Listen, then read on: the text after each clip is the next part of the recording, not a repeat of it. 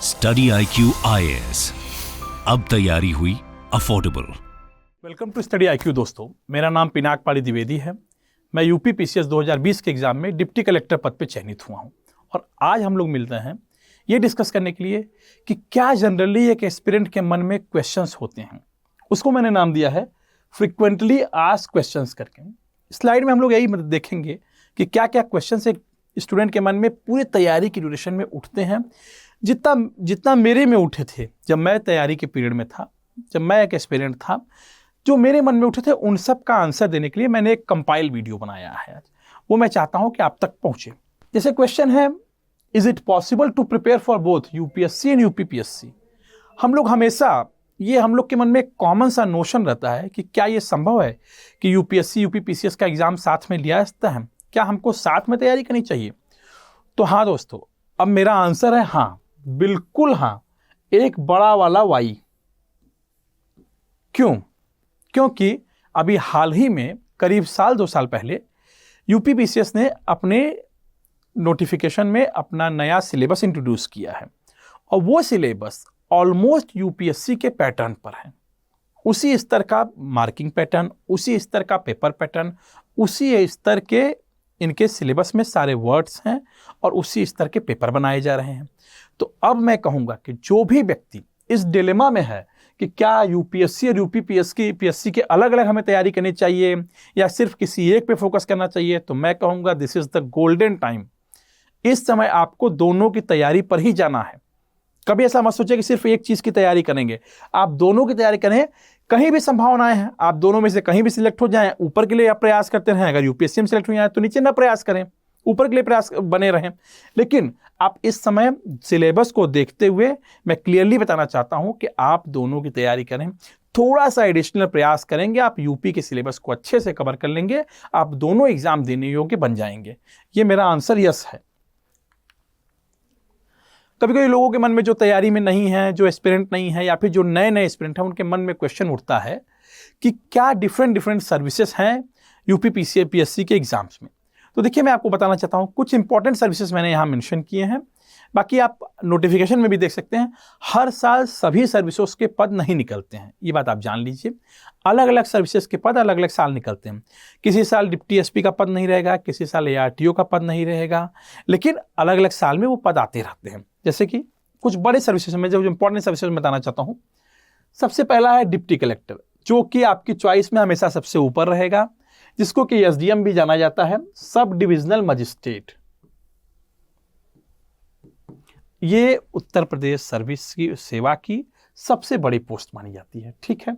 इसके बाद आपकी चॉइस पे आप किसको ऊपर, सेकंड, नीचे, थर्ड रखते हैं, उस पर मैं नहीं कहूंगा। और सर्विसेज में मैं अगर आंसर दूं तो एक पद है डिप्टी SP का, डिप्टी सुपरिटेंडेंट ऑफ पुलिस। और पद है ARTO, assistant regional transport officer, जो परिवहन डिपार्टमेंट में होते हैं। और पद है BDO, ब्लॉक डेवलपमेंट ऑफिसर। और पद है DPRO, डिस्ट्रिक्ट पंचायती राज ऑफिसर। इसके बाद एक्साइज इंस्पेक्टर का भी पद इसी सर्विस के थ्रू भरा जाता है। DSWO, जिला समाज कल्याण अधिकारी, इसी पद से भरा जाता है। और एक पद है डिस्ट्रिक्ट स्पोर्ट्स ऑफिसर, जिला खेल क्रीड़ा अधिकारी, इसी पद से भरे जाते हैं। इसी तरह UPPSC के एग्जाम से, हर एक एग्जाम से करीब 10, 12, 15 तरीके के अलग अलग पदों के लिए नियुक्तियाँ निकलती हैं। उसके सापेक्ष एग्जाम होते हैं, जैसे कि CDPO एग्जाम होते हैं, डायट के प्रिंसिपल के एग्जाम होते हैं। उन सबको इसी PCS के माध्यम से भरा जाता है। अब एक नया प्रश्न आता है, when to begin the preparation, during graduation और आफ्टर ग्रेजुएशन। देखिए दोस्तों, ये प्रश्न परिस्थिति जन्य है। ये हर एक व्यक्ति की परिस्थितियां अलग अलग होती हैं, इसलिए ये प्रश्न का आंसर मैं 2 तरह से देना चाहूँगा। दोनों के बेनिफिट्स हैं। अगर आप ड्यूरिंग ग्रेजुएशन करते हैं तो आपको एक हेड ऑन मिल जाता है। एक रेस में आपको 5 मिनट, 10 मिनट, इसका मतलब 1 साल, 1.5 साल पहले का आपको हेड ऑन मिल गया। आप अगर किसी सब्जेक्ट को पहले से पढ़ रहे हैं, अभी आप ग्रेजुएट नहीं हुए हैं, तो आपकी उस पर पकड़ और मजबूत हो जाएगी।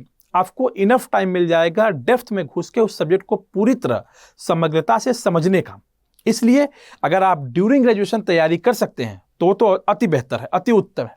अगर आप आफ्टर ग्रेजुएशन करना चाहते हैं तो बहुत लोगों के मन में क्या होता है, ग्रेजुएशन के बाद तक क्लियर होता है कि मुझे क्या करना है। अगर वो सिविल सर्विस प्रिपरेशन करना चाहते हैं, अगर वो आफ्टर ग्रेजुएशन तैयारी करते हैं, तो किसी तरह की कोई प्रॉब्लम नहीं है, किसी भी तरह की। इस कोर्स को, इस पूरी तैयारी को देखिए, हमेशा आप समझिए ना, कम से कम 12 से 15 महीने आपको पढ़ना पड़ेगा, तभी आप गहनता से पूरे विषय को एक साथ समझ पाएंगे। उसके बाद 1 साल इसका एग्जाम का प्रोसेस है। प्रीलिम्स होगा, फिर 1 महीने 2 महीने बाद रिजल्ट आएगा, फिर मेंस होगा, फिर उसके 1 महीने 2 महीने रिजल्ट आएगा, फिर इंटरव्यू होगा, फिर उसके 1 महीने 2 महीने 3 महीने बाद रिजल्ट आएगा। पूरा एग्जाम का साइकिल 1 साल का है और 1 साल आपकी प्रिपरेशन। इसलिए अगर आप ड्यूरिंग ग्रेजुएशन स्टार्ट कर सकते हैं तो बहुत बढ़िया है। अगर आप आफ्टर ग्रेजुएशन कर रहे हैं तो किसी तरह की कोई प्रॉब्लम नहीं है, कोई कमी नहीं है, उसका कोई कॉन्स नहीं है। देखिए, एक क्वेश्चन जो वर्किंग प्रोफेशनल के बीच में हमेशा बहुत ज्यादा बर्निंग की तरह रहता है, बर्निंग इशू की तरह, is it possible to prepare a with job? मेरा आंसर है obviously it is possible to prepare with job. क्यों, क्या चाहिए? सबसे पहले आपको इंपॉर्टेंटली चाहिए प्लानिंग। अगर आप अपने टाइम को प्लान कर पाते हैं तो it is possible to prepare with the job. एकदम किसी तरह की कोई परेशानी नहीं है, इसमें कोई शंका नहीं है। मतलब एकदम मैं कही नहीं सकता कि नहीं इसका आंसर हो सकता है, बिल्कुल नहीं। किसी किसी के परिप्रेक्ष्य में नहीं होगा मुझे नहीं पता, लेकिन इसका आंसर एकदम यस है। हमारे सामने एक नहीं, कम से कम सैकड़ों एग्जाम्पल हैं जिन्होंने जॉब के साथ प्रिपेयर किया है और अच्छे रैंक से अच्छी सर्विस पाए हैं, और इस समय सरकार की सेवा करना, चाहे केंद्र सरकार की चाहे राज्य सरकार की। इसलिए क्यों करना क्या है आपको अपनी प्लानिंग मजबूत करनी है। हमेशा ध्यान रखिएगा ना, 24 घंटे सबके पास है। अगर आप ड्यूटी वर्क में कोई प्रोफेशन में हैं, काम कर रहे हैं, तो आपको टाइम थोड़ा ज़्यादा अलग टाइम डेडिकेट करना पड़ेगा इस तैयारी को। अगर आप रात को पढ़ते हैं, अगर आप 10 बजे पढ़ने बैठते हैं तो आप 2 बजे रात तक पढ़ें। अगर आप 4 बजे भोर पढ़ना शुरू करते हैं तो 8 बजे तक पढ़ें आप, तब उसके बाद 10 बजे ऑफिस जाएं, शाम को 5-6 बजे आने के बाद आपको अपना टाइम चुराना पड़ेगा। आपको स्वयं के टाइम का हिसाब लिखना पड़ेगा। आप डायरी पे लिखिए ना, कहाँ कहाँ कितना कितना टाइम खराब होता है। अगर आप उसको रोक पा रहे हैं तो अति उत्तम है, तब आप अच्छे से तैयारी कर पाएंगे। इसलिए इस प्रश्न का जवाब बिल्कुल हाँ है, किसी तरह की कोई संशय नहीं है, आप जॉब के साथ तैयारी कर सकते हैं। बहुत कॉमन सा क्वेश्चन है कि what should be the strategy for the optional. देखिए, इसमें 2 पार्ट आते हैं, एक तो choosing the optional, then writing the paper for the optional. पहले यूपीएससी और यूपीपीएससी में शायद 2 ऑप्शनल हुआ करते थे, 4 पेपर हुआ करते थे थोड़े बैक में, लेकिन अब सिर्फ एक ऑप्शनल यूपीएससी में भी है, एक ऑप्शनल यूपीपीसीएस में है, और दोनों की ऑप्शनल लिस्ट काफ़ी हद तक सिमिलर हैं। तो अगर आप एक ही ऑप्शनल लेके तैयारी शुरू करते हैं तो यूपीएससी यूपीपीएससी दोनों की तैयारी साथ में कर सकते हैं। अब देखिए, इसमें 2 पॉइंट्स हैं।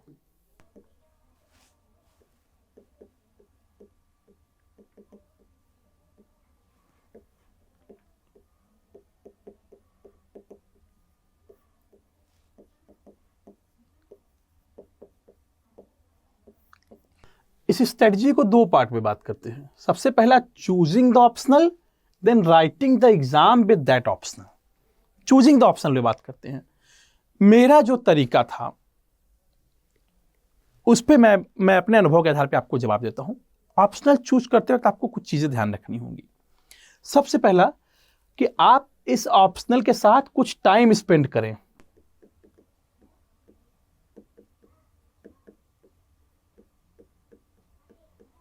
कुछ टाइम स्पेंड करेंगे, हो सकता है 1 साल में आपका सिलेक्शन हो जाए, I am very happy with that. हो सकता है 2 साल लगे, हो सकता है 3 साल लगे। तो क्या आप उस ऑप्शनल को लेके 2 साल 3 साल इंटरेस्ट के साथ पढ़ पाएंगे? ये सबसे पहला चीज आप ध्यान रखिएगा ऑप्शनल चूज करते वक्त। सेकेंड चीज जो मैंने ध्यान रखा था, सिर्फ 2 ही पॉइंट में कहूंगा, क्योंकि ऐसे तो ऑप्शनल चूज करने के ना अलग अलग स्ट्रेटजी वीडियोज है, मैंने देखे हैं कि 45-45 मिनट के स्ट्रेटजी वीडियोज हैं, लेकिन मैं उतना लेंदी, आपका भी इतना टाइम कीमती है, मैं उस पर नहीं जाना चाहूँगा। मैंने जो 2 चीज़ें कंसीडर की थी अपने ऑप्शनल चुनाव में, वो मैं आपको बताना चाहता हूँ। एक तो मैं टाइम स्पेंड कर पाता कि नहीं, मेरा ऑप्शनल सोशियोलॉजी था, मैं बताना चाहता हूँ। दूसरा चीज़ ना, ऑप्शनल सेलेक्ट कैसे करें, जो मैंने किया था मैं बताना चाहता हूँ। आप 22 या 24 जो भी ऑप्शनल का लिस्ट है आप देख लीजिएगा, उसमें से कुछ को तो एकदम काट दें, जिनका आपको लेना ही नहीं है, जिनसे मतलब भरोसा ही नहीं कि आप उसको लेंगे। जैसे कि मेरे लिए मैं बीटेक इन सिविल इंजीनियरिंग हूँ, तो मैं मैकेनिकल इंजीनियरिंग तो एकदम कट कर दूंगा कि मैं मैकेनिकल इंजीनियरिंग तो लूंगा ही नहीं। फिर मैं बायोलॉजी भी एकदम कट कर दिया था। ऐसे करते करते अब केमिकल इंजीनियरिंग मैंने कट कर दिया। ऐसे करते करते ना आप एक लिस्ट को कट कर देंगे, काफी हद तक आप कट कर जाएंगे। मैंने भी किया था, मैं अपने एग्जांपल बताता हूं। कट करने के बाद मेरे पास क्या क्या बचा? Sociology, philosophy, civil engineering, mathematics और एक शायद कोई हिंदी साहित्य बचा था। जैसे अब मैं कन्नड़ साहित्य को एकदम कट कर दूंगा क्योंकि मेरा उसमें एक्सपीरियंस नहीं है भाई, मैं नहीं पढ़ सकता। ऐसे ही लास्ट में आपके पास 4 या 5 या 6 बचने चाहिए और आप उन 6 के सिलेबस को अच्छे से पढ़िए। उसको देखिए कि आप उनके प्रीवियस ईयर पेपर्स को देखिए। ऑप्शनल चूज करना ऐसा नहीं है कि सुबह बैठे शाम तक ऑप्शनल चूज हो जाएगा, बिल्कुल ऐसा मत कीजिएगा। 1 हफ्ता दीजिए, 10 दिन दीजिए, 15 दिन दीजिए, प्रॉपर प्लानिंग कीजिए। और मुझे तो यही प्लानिंग सुटेबल लगती है और मैं जब भी कभी मुझसे कोई पूछता है तो मैं उसको यही बताता हूं। इसलिए मैं आपको भी यही सजेस्ट कर रहा हूं कि आप इसी फॉर्मेट में 5-6 चूज करने के बाद उनके प्रीवियस ईयर के पेपर देखिए, उनका सिलेबस देखिए। फिर आप जिसमें कंफर्टेबल हो, जिसका मटेरियल अवेलेबल हो, जिसके टीचर अवेलेबल हो, थोड़ा सा स्कोरिंग पैटर्न भी देख लीजिए जिसमें आप अच्छे से लिख सकें, अपनी बात को रख सकें। जैसे मुझे सोसाइटी के टॉपिक अच्छे लगते थे इसलिए मैंने सोशियोलॉजी चुना। इसलिए आप जिसमें कंफर्टेबल रहें उसको आप ऑप्शनल की तरह चूज करेंगे। ये हुआ choosing the optional. Second point क्या है हमारा? How to write the exam with that option. देखिए ये इंपॉर्टेंट पॉइंट है ना। अगर वही क्वेश्चन आपके जीएस में आता है, वही क्वेश्चन ऑप्शनल में आता है, तो आपको थोड़ा अलग लिखना पड़ेगा। मतलब tint of the optional should be visible, क्योंकि जो व्यक्ति कॉपी चेक कर रहा है वो उस ऑप्शनल में महारत रखता है, वो उस ऑप्शनल से पढ़ा लिखा समझेगा। कोई ज्योग्राफी ऑप्शनल लेता है तो हर हाल में ज्योग्राफी के प्रोफेसर से आप चेक करेंगे तो उनका नॉलेज बृहद होगा, बहुत बढ़िया होगा।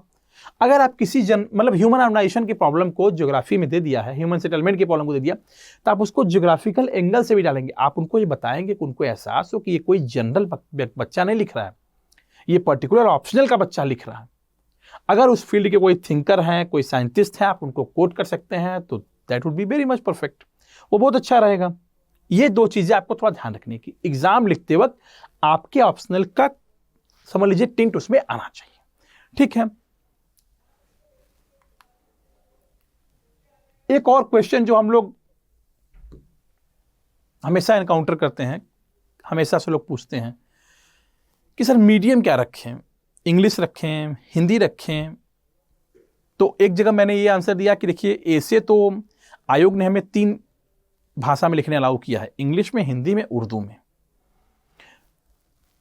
मेरा सिर्फ एक जवाब है मीडियम के लिए, सिर्फ एक, और मुझे नहीं लगता कि इसके अलावा कोई दूसरा जवाब भी होना चाहिए। मेरे व्यूज में, मेरे अनुभव में, आप जिस मीडियम में कंफर्टेबल हैं, जिसमें अच्छे से आंसर लिख सकते हैं, जिसमें आपके द्वारा कही गई बात एग्जामिनर द्वारा अच्छे से समझ ली जाएगी, वही मीडियम आपका होना चाहिए। अगर आप इंग्लिश में कंफर्टेबल हैं तो इंग्लिश लिखिए, क्योंकि मैंने बहुत से ऐसे इंग्लिश के लोगों को देखा है जो हिंदी में कंफर्टेबल नहीं होते, और मैंने ऐसे हिंदी भाषी लोगों को देखा है जो इंग्लिश में कंफर्टेबल नहीं होते। अगर आप हिंदी मीडियम में कंफर्टेबल हैं तो प्रॉपर हिंदी मीडियम में लिखिए। मैं अपनी बात बताऊं, मैं इंग्लिश हिंदी दोनों ही ठीक ठाक लिख लेता हूं। मैं हिंदी अच्छा बोल लेता हूं, इंग्लिश भी ठीक ठाक बोल लेता हूं, काम चल जाता है मेरा। मैंने इंग्लिश मीडियम चुना था क्योंकि मेरे बीटेक में सब्जेक्ट इंग्लिश में थे, इसलिए मैं कंटिन्यूटी में लेकर चला गया। अदरवाइज मेरी पढ़ाई क्लास 8 तक हिंदी मीडियम हुई है।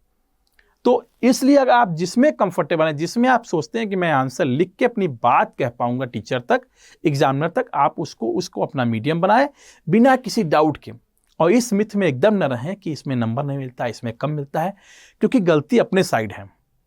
ऊपर बैठ के कोई पार्शियलिटी किसी तरह की नहीं कर रहा है। आपको ये देखना है कि आप कितना अच्छा आंसर लिखते हैं। अगर आप अच्छा आंसर लिखेंगे आपको अच्छे मार्क्स मिलेंगे। ऐसा तो है नहीं कि हिंदी मीडियम से कोई सिलेक्ट नहीं हो रहा है या इंग्लिश मीडियम वाले नहीं रिजेक्ट नहीं हो रहे हैं। ऐसा तो है नहीं ना किसी एक मीडियम से सब सिलेक्ट हो रहे हैं, किसी एक मीडियम से कोई सिलेक्ट नहीं हो रहा है, ठीक है। देखिए जब पर्टिकुलर एक एज होने लगती है, धीरे धीरे आदमी 27, 28, 29, 30 साल का हो जाता है, तो पूछता है कि तैयारी में जब हमसे लोग मिलते हैं तो कहते हैं कि what should be the backup plan, क्या कोई बैकअप प्लान होना चाहिए? मैं अपना एग्जांपल देना चाहता हूं। 2 चीजें हैं। क्या बैकअप प्लान के साथ क्या बैकअप प्लान के साथ उसी तन्मयता से, उसी डेडिकेशन से तैयारी कर पाएंगे? ये आपको मतलब हर व्यक्ति का ये डिफरेंट पर्सपेक्टिव होगा। मेरे साथ क्या मैं बताना चाहता हूँ, मैं प्रॉपर नेशनलाइज बैंक में as a civil engineer posted था। मैंने उसको रिजाइन किया, मेरी शादी हो गई थी, मैं शादी के बाद रिजाइन करके तैयारी करने आया। क्यों? क्योंकि मैं बिलीव करता था बर्न द बोर्ड थ्योरी में।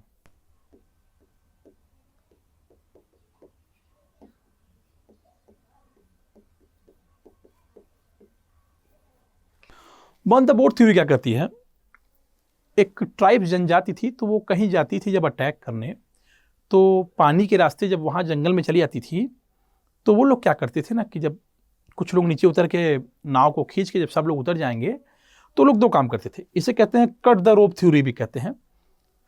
अपनी अपनी नाव को जला देते थे। उनका इंटेंशन क्या था कि भागने के लिए कोई ऑप्शन ही ना रहे। मतलब आपके मन में ख्याल ही ना आए कि हम भाग भी सकते हैं क्योंकि मेरी नाव खड़ी है। जब किसी आइलैंड पे आप लड़ने गए हैं या कब्जा करने गए हैं, तो आप सिर्फ लड़ें। मेरे कहने का मतलब यही है। तो मेरे हिसाब से मैंने ये फॉलो किया बर्न द बोर्ड थ्योरी। मैंने अपनी बोट जला दी। मेरा जो बैकअप प्लान था वो मैंने जला दिया, मैंने खत्म कर दिया। मैंने नौकरी रिजाइन दे दी, प्रॉपर रिजाइन देके मैं प्रिपरेशन स्टार्ट किया। उसके बाद यहाँ मैं भगवान के आशीर्वाद से आप लोग के सामने इंटरेक्ट हो रहा हूँ। लेकिन अगर एक जनरल पर्सपेक्टिव में देखा जाए, तो अगर आप अपनी बैकअप प्लान के साथ तन्मयता से, डेडिकेशन से, जो मैंने पहले कहा, तैयारी कर सकते हैं, तो किसी तरह की कोई प्रॉब्लम नहीं। तब कोई भी प्रॉब्लम नहीं है, आप एक बैकअप प्लान रख सकते हैं। ठीक है।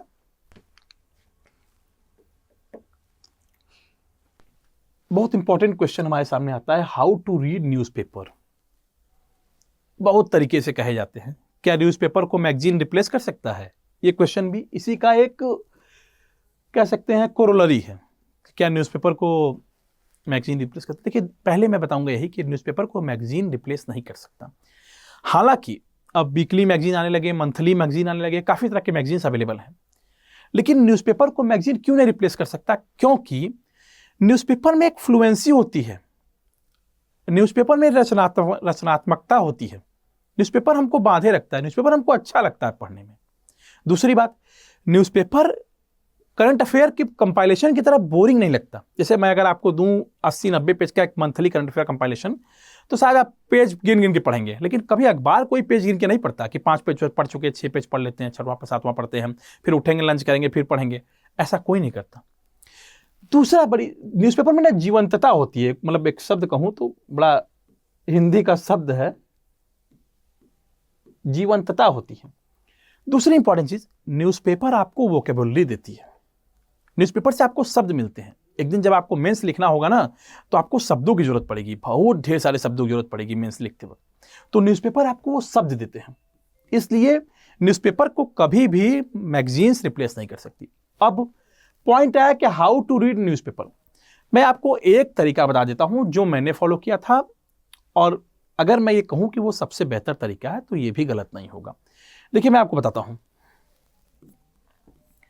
आप क्या करें ना, GS 1, 2, 3, 4 के सिलेबस बगल में रख लें और पहले अपना सिलेबस पढ़ें, तब अखबार पढ़ें। सिलेबस के जो भी शब्द आपको अखबार में दिख जाए, आप वो खबर पढ़ें। मान लीजिए जैसे एडिटोरियल पेज पे अगर आपको कोई खबर आ गया नई पॉलिसी का, इकोनॉमिक पॉलिसी का, न्यू एजुकेशन पॉलिसी, तो आप तुरंत सिलेबस में देखिए क्या कोई एजुकेशन से जुड़ा हुआ शब्द है। और मैं आपको बताना चाहता हूं कि है, एजुकेशन जो जुड़ा हुआ शब्द है, गवर्नमेंट पॉलिसीज करके है टॉपिक, तो आप तुरंत उसको पढ़िए। मैं ऐसा ही करता था। देखिए, न्यूज़पेपर में बहुत सी ऐसी चीजें होंगी जो आपके काम की नहीं रहेंगी। अगर आप उस पर टाइम स्पेंड करेंगे तो घंटा 1.5 घंटा लग जाएगा न्यूज़पेपर पढ़ने में। लेकिन मैं आपको कहना चाहता हूं कि 30 से 40 मिनट में आपको न्यूज़पेपर पढ़ना है, पढ़ने में पारंगत हो जाना है। और इसलिए आप स्टार्टिंग कहां से कीजिए ना, आप अपने सिलेबस को पहले 5 मिनट पढ़िए और उसके टॉपिक जहां दिख जाए। अगर मान लीजिए किसी एडिटोरियल में एथिक्स लिखा हुआ आ जा रहा है, तो आप उसको पढ़िए, आप उसको कटिंग करके रखिए। हो सकता है एथिक्स के पेपर में आप कोट कर सकें उसको। इसलिए न्यूज़पेपर को पढ़ते वक्त हमेशा सिलेबस के साथ पढ़ना चाहिए, तो आपको मैक्सिमम बेनिफिट मिलेगा न्यूज़पेपर पढ़ने का। ऐसा मेरा मानना है। How to prepare the notes. Notes बनाने के लिए मैं क्या कहना चाहता हूं, आप सिलेबस को पढ़ें। मैं हमेशा सिलेबस से ही चलता हूं। आपको लगेगा कि शायद सर बार बार सिलेबस ही बता रहे हैं, क्योंकि मैं सिलेबस से पढ़ के सिलेक्ट हुआ हूं। मेरे पास सिलेबस ही था, वही मेरा बाइबल था, वही मेरा कुरान था। सिलेबस के वर्ड टू वर्ड पढ़ के जिन वर्ड्स पे आप गूगल से ढूंढ के नोट्स बना सकते हैं, 1 पेज 2 पेज 3 पेज लिख सकते हैं, उनको लिख के आप फाइलिंग कर लें। आप देखेंगे आपको टाइम लगेगा, 15 दिन 20 दिन 25 दिन लग सकता है, लेकिन आप देखेंगे कि आपके काफी हद तक सिलेबस के टॉपिक्स आपके नोट्स से सॉल्व हो रहे हैं, क्योंकि आपने इतना उस पर गहन अध्ययन कर लिया, आप उसके नोट्स बना लिए हैं। इसलिए मैं कहूंगा ना, हैंडमेड नोट्स हमेशा बेनिफिशियल होते हैं। क्यों? क्योंकि जब आप पेपर मेंस लिखते हैं अपने हाथों से ना, तो आपने जो टॉपिक, जो रिपोर्ट, जो डेटा अपने नोट्स में लिखा है ना, वो आपके हाथों को एहसास जाता है, वो तुरंत याद दिलाता है।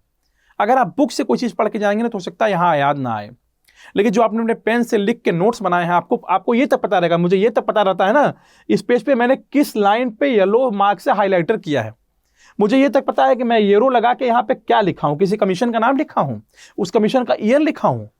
अगर ये आपने पेन से किया है ना, तो जब आप एग्जाम देने लगेंगे तो मेरा बात मानिए एस्पिरेंट्स, आपको तुरंत याद आ जाएगा, वो तुरंत याद आ जाएगा वो। इसलिए मैं कहूंगा कि आप नोट्स हमेशा हाथों से बनाएं और सिलेबस के टॉपिक्स को पॉइंट में रख के, हेडिंग में रख के, आप एक एक topic wise GS1 GS2 GS3 GS4 का नोट्स बनाएं और उसको अलग अलग फाइल में कंपाइल करें। वो आपको मेंस लिखते वक्त बहुत मदद करेगा। देखिए, यूनिवर्सल क्वेश्चन है टाइम मैनेजमेंट।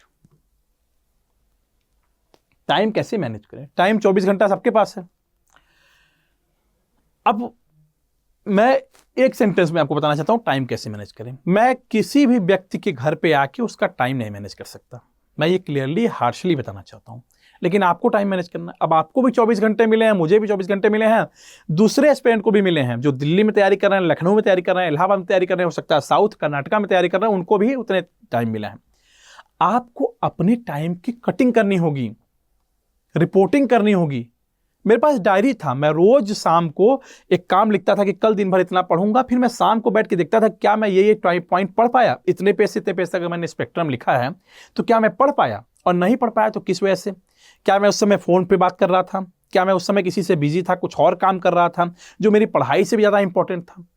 अगर पढ़ाई से ज्यादा इंपॉर्टेंट कुछ नहीं है ना, अगर आप सच में जेन्युइनली सिलेक्शन चाहते हैं ना, तो मैं इतना ही कहूंगा ना कि आप अपने टाइम को मैनेज मत कीजिए, सिर्फ पढ़ाई में ही लगाइए। किसी तरह का मैनेजमेंट करने का, मैनेज तो तब करना होगा ना जब आपके पास 4-5 काम होंगे, सारी की प्रायोरिटी इक्वल होगी, तब आप मैनेज करेंगे। अगर आपकी प्रायोरिटी सिर्फ पढ़ाई है, अगर आपकी प्रायोरिटी सिर्फ सिलेक्ट होना है, तो आपको किसी तरह के मैनेजमेंट करने की जरूरत नहीं, आपको दिन भर पढ़ना है। कुछ लोग हमसे पूछते हैं घंटे कितने पढ़े? घंटे नहीं पढ़ने हैं, जितने टाइम हो दिन भर में पढ़ सकते हैं उतना पढ़ना है, जितनी आपकी स्टेमिना हो उतना पढ़ना है, घंटे में नहीं जाना है। फिर आपको मैनेजमेंट नहीं करना है कितनी भी स्लॉट्स में नहीं जाना, नहीं करना ऐसा। अगर आप सीरियस एस्पिरेंट है तो आप मेरी बात समझ रहे हैं। अगर आपने रेफरल के लिए वीडियो उठा लिया है तो प्लीज अभी ही बंद कर दीजिए, मैं क्लियरली बताना चाहता हूं। मैनेज करने का सवाल तो तब उठेगा ना जब आपके पास कई से ऑप्शन होंगे। तैयारी के अलावा अगर आप पढ़ाई करने गए हैं तो पढ़ाई के अलावा दूसरा ऑप्शन क्या है? थोड़े दिन के लिए अपने आप को थोड़ा अलग प्लेटफॉर्म से, जहां आपका टाइम वेस्ट हो रहा है, उससे दूर रखिए। थोड़े दिन के लिए हो सकता है अपने दोस्तों से दूर रहना पड़े, थोड़े दिन के लिए हो सकता है आपको कोई शादी न अटेंड करना पड़े, थोड़े दिन के लिए हो सकता है कोई फेस्टिवल पे आपको न जाना पड़े। ये कीजिए, लेकिन टाइम आप ही का है, फिर टाइम निकल जाएगा, फिर आप कहेंगे, तब तो मैनेज करने का प्रश्न ही खत्म हो जाएगा। इस टाइम मैनेजमेंट में बस मैं एक ही बात कह सकता हूं, 24 घंटे इक्वली सबको डिवाइड किए हैं, गॉड ने सबको इक्वल दिया है, तो आपको उसी टाइम बेस्ट करना है।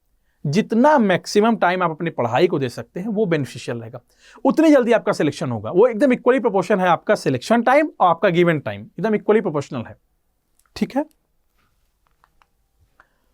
कुछ लोग कहते हैं स्ट्रेस कैसे मैनेज करें। देखिए, स्ट्रेस मैनेज करने का पीसीएस के एग्जाम के प्रिपरेशन के 2 चीज मैं बता सकता हूं। जब कभी सब्जेक्ट को लेके बहुत बोर होने लगे तो आप सीसेट का पेपर देखें, ये भी एक तरह से तैयारी का हिस्सा है। अब सीसेट को लाइट नहीं लेना है और इससे आपको मतलब थोड़ा सा स्ट्रेस रिलीज होगा। दूसरा, आपको दूसरा चीज पढ़ने का मिल जाएगा, सीसेट मैथ लगाने को मिल जाएगा, कंप्रेंशन पढ़ने को मिल जाएगा, आपके हिस्ट्री पॉलिटी इकोनॉमी से थोड़ा सा आपको टाइम मिल जाएगा। दूसरा, आप जनरल हिंदी पढ़ें, और तीसरा आप एसे पढ़ें। प्रीवियस ईयर के अगर कहीं सॉल्व मिल जाए, कंपाइलेशन मिल जाएंगे, तो आप एसे पढ़ें।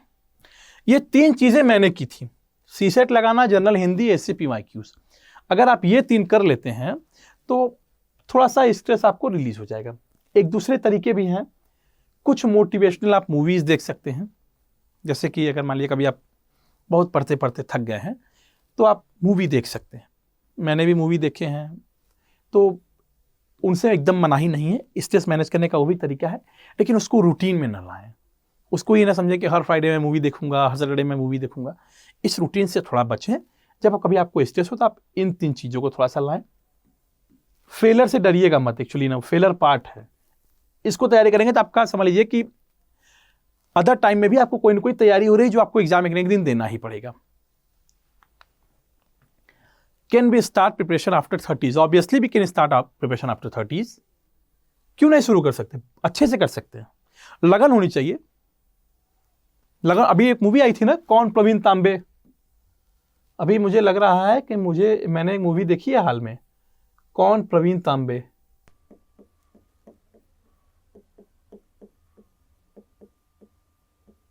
उन्होंने शायद 41 या 40 इयर्स की एज में आईपीएल में डेब्यू किया है। तो अब देखिएगा, कोई काम ऐसा नहीं है कि आप एज रिस्ट्रिक्टेड है। अच्छा, एक और लॉजिक है मेरे पास इसका। 40 साल तक अगर आयोग आपको मौका दे रहा है, इसका मतलब आप 30 साल के बाद आराम शुरू कर सकते हैं, डाउट ही नहीं होने चाहिए। अच्छे से आप 30 साल के बाद शुरू कर सकते हैं बिना किसी डाउट के। लगन रखिए, आपका सिलेक्शन होगा। मैंने कम से कम, मेरे पास 4-5 एग्जाम्पल तो मेरे दिमाग में अभी है जो 30 के बाद शुरू करके सिलेक्ट हुए थे। आप भी 1-2 लोगों को जानते होंगे जो 30 के बाद सिलेक्ट होंगे। आप स्वयं हो सकते हैं, अगर आप 30 के बाद हैं, आप डर रहे हैं कि मैं अपनी इस पर्टिकुलर जो जमी जमाई मेरा कुछ सेटअप चल रहा है उसको छोड़ के मैं तैयारी करूँ, मेरा सिलेक्शन होगा कि नहीं, तो आपका हो सकता है। बस आपको लगन चाहिए, आप सिलेबस को डिकोड करके पढ़ सके, उसी तरह से नोट्स बना सके, उसी तरह से रिप्रेजेंट कर सके जो आयोग की रिक्वायरमेंट है, आपका सिलेक्शन होगा, आराम से सिलेक्शन होगा। एक क्वेश्चन है, how to deal with failure. तो मैं एक एग्जांपल देना चाहता हूं।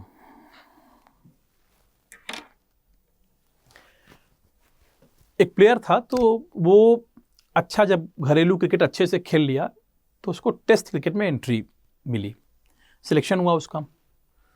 तो उसने दोनों इनिंग में 0-0 रन स्कोर किए। तो सिलेक्टर्स ने उसे ड्रॉप कर दिया। अगर कोई भी प्लेयर सिलेक्ट होगा, अगर वो 0-0 रन स्कोर करेगा तो ड्रॉप कर दिया। फिर 21 महीने बाद, 21 मंथ बाद, चेक कर लीजिएगा थोड़ा सा, 21 रियल स्टोरी है, 21 मंथ के बाद उनको फिर मौका दिया गया सिलेक्टर्स वाला।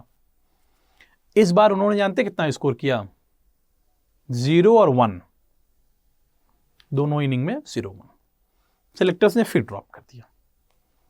अब आप समझिए, उसके बाद 36 मंथ्स बाद, पहले 21 मंथ बाद, फिर 17 मंथ बाद, फिर 36 मंथ बाद उस प्लेयर को फिर से मौका दिया गया। और जानते हैं इनिंग में कितना स्कोर किया उसने? 0-0। फिर सिलेक्टर्स ने ड्रॉप कर दिया उसको।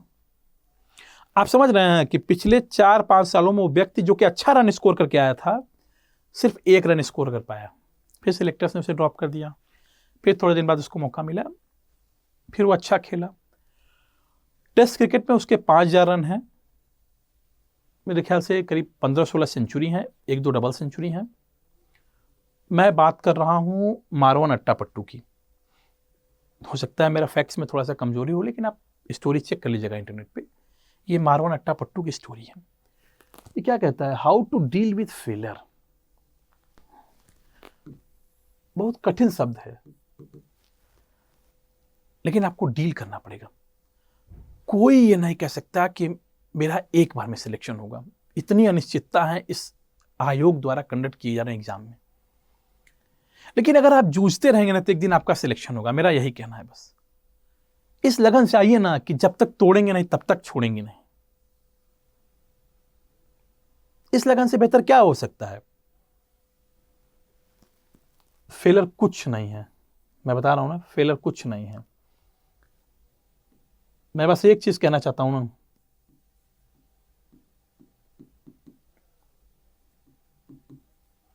impossible is not a fact, actually. It's an opinion.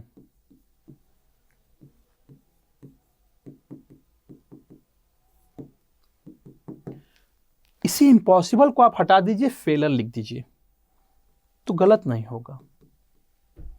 Failure एक ओपिनियन है एक्चुअली। जो फेल हो गए वो ओपिनियन दे रहे हैं, ये फैक्ट नहीं है। एक बार फेल होंगे, 2 बार फेल होंगे, अपनी कमी को देखिए, कहाँ गलती हो रही वो देखिए, अच्छे से पढ़िए, लगन लगा के पढ़िए, अच्छे से पढ़िए, आराम से होगा, कोई टेंशन नहीं है। आज की वीडियो में दोस्तों बस इतना ही। आप सबको मैं बेस्ट विशेष देता हूं आने वाले सभी एग्जाम्स के लिए। Thank you so much. जय हिंद।